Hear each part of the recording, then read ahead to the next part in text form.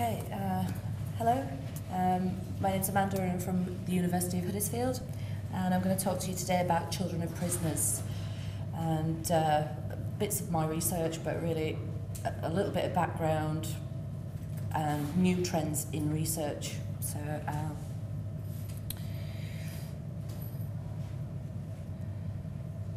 just to say that my research is predominantly internet mediated research, and I'm looking at and analysing virtual communities, something not afforded to children of prisoners really ever. They've pretty much been hidden and isolated, not only in the public sphere, political sphere, but from one another. And this is a place where they actually come together and discuss issues related to imprisonment, their own identities, and it's really interesting to see how they create and mould their own identities through the particular website. So it's non-participant observation, and there's a lot of ethical issues I could go into about it, but I'm not going to for this presentation. But if you'd like to speak to me about that, please do. So estimated numbers of children of prisoners. Although America looks to dwarf Europe and England and Wales, there's about 200,000 England and Wales. Throughout Europe, there's about 800,000, but America, being the most punitive nation on the planet at the moment, they have 1.7 million. And if you're a black minority ethnic child, that increases to, rather than 2.3 in each 100 children in America, it increases to 1 in 9. With regard to England and Wales and Europe, it's pretty much the same. So, experiences children of prisoners have from parental imprisonment can be really quite traumatic. Prior to their parents' imprisonment and post-release, there's exposure to drug, substance abuse of parents. Then, once a parent's imprisoned, there's the arrest, and many children can witness the arrest. Which can include dogs, can include firearms, and although there are measures to actually consider, the police don't always. Hello. The police don't always adhere to these. There are supposed to be set standards in place.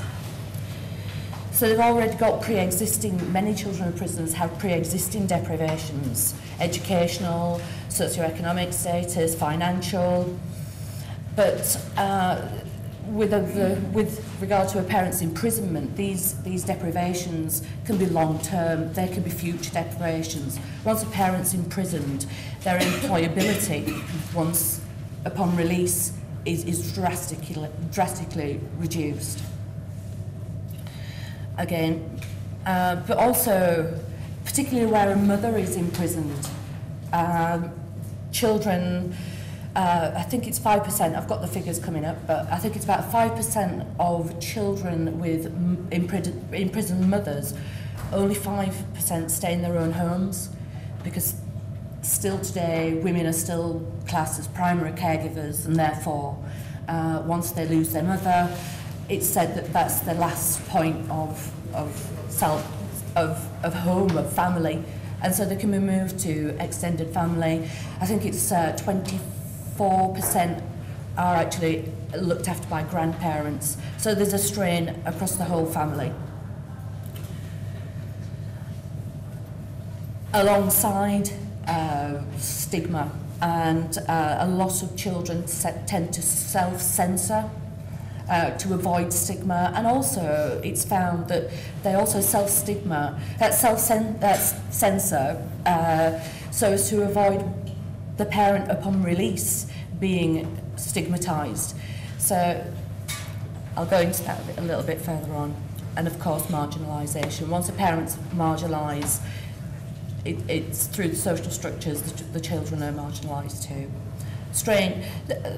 Erosion of trust comes up very often in the research that I've been doing. There's a culture of secrecy. Not just the child wants to be secret, the parents want them to be silent too.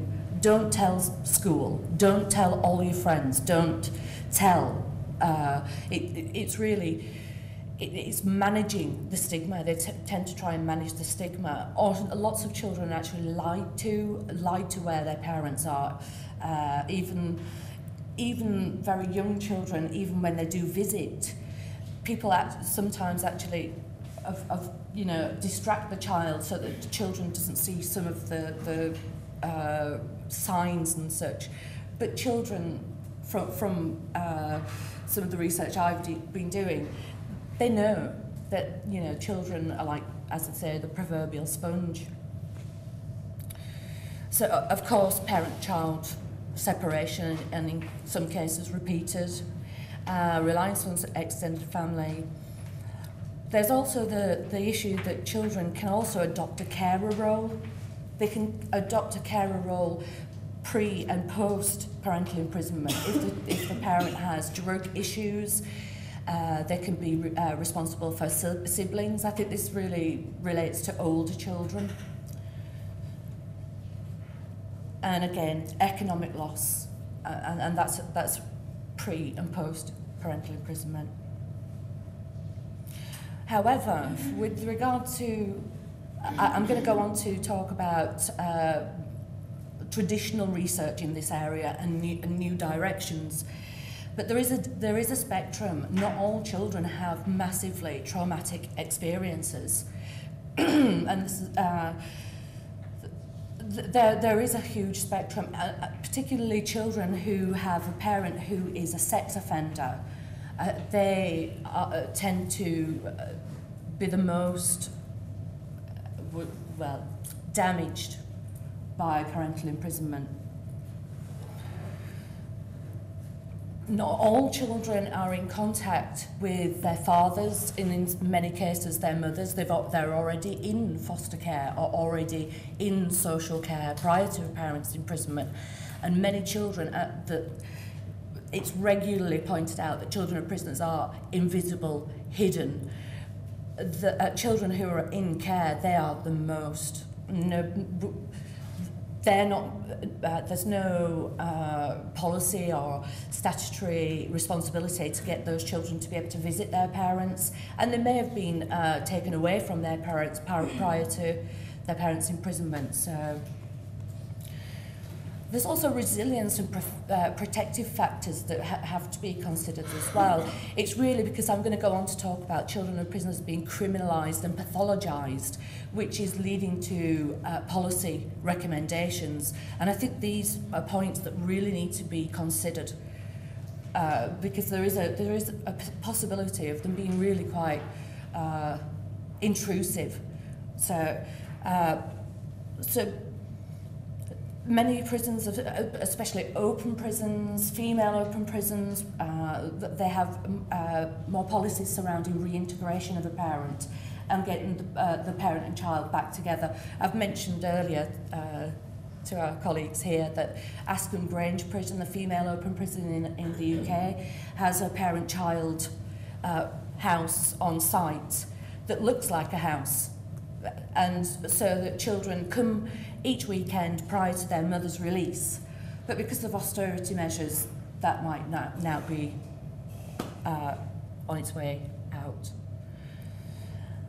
And there is a tendency with previous research to view this social group as an homogenous social group when they don't consider intersectionality, black, minority, ethnic, gender. It really is. Some of what's written is very prescriptive and very broad and very blanket based. So it's really we don't know enough about this social group to even consider implementing any kind of policy just yet. But there is a massive drive for it at the moment. The blue touch paper has been lit, and everybody's on board to rush to policy. And as such, there is no one child of a prisoner. Siblings, for example, may respond very differently. So, you know, some siblings, children show really tremendous coping strategies. So just to go into figures, 17,240 children in England and Wales were separated from a mother in 2010. And only half of women who actually had contact with their own children prior to imprisonment actually have received a visit from their children. More children were affected by parental divorce, by parental imprisonment than divorce in 2006. Again, I've mentioned 5% stay in their own homes if a mother's imprisoned. Between 11 and 15% of children are placed into a care. I'm not really sure how they know these figures, but you know, these are the regularly quoted figures. Just under a quarter are cared by grandparents, and approximately 600,000 of the child population at school in England and Wales, 7%, are affected by parental imprisonment. But there are no schemes in schools as yet. They're coming through slowly but surely, but they're not nationwide. And I think they're following America's lead on those. 66% of women in prison have dependent children. New research into the economics of imprisoning parents, it states that it costs the NHS and social services $4,800 over 6 months. And others have put imprisoning mothers for non-violent offences, 17 million over 10 years. But if you think how much it costs for the opening ceremony of the Olympics, it's really quite it's not, you know, massive. So how are the preceding figures known? No actual figures are known, and they're certainly not routinely collected. The prison no-miss case management system was introduced 2004, but it wasn't made mandatory. It was delayed implementing it, and then they didn't collect this data.